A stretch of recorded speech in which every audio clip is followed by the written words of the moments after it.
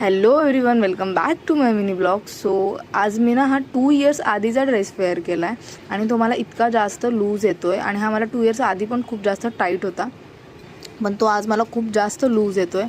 त्याच्यावरूनच मला रिअलाईज झालं की माझं वजन खूप जास्त कमी झालं आहे.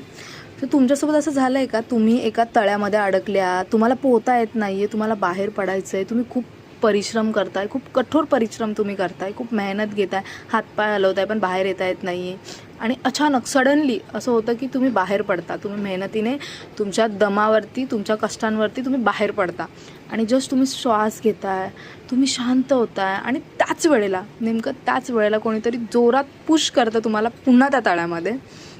आणि तेव्हा बाहेर पडणं खूप कठीण जातं, कारण तेव्हा तुम्ही खूप जास्त हतबल झालेले असता.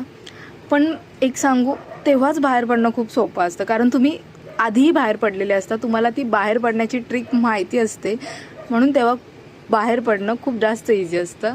म्हणून पडले आहात ना, तेव्हा थोडा श्वास घ्या, थोडा वेळ द्या आणि तुम्ही त्याच्यातून पटकन बाहेर पडू शकता. कारण माणसाची खरी असली आहे तेव्हाच बाहेर येते, जेव्हा तुमच्याकडे एखाद्याला बर्बाद करण्याची ताकद असेल आणि तुम्ही त्याला माफ करून सोडून देता. सो खूप जास्त मोठं मन लागतं माफ करून सोडून द्यायला. कारण मी बिलीव करते कर्मावरती. जे लोक जे करतात ते त्यांना तिथेच भोगायचं आहे.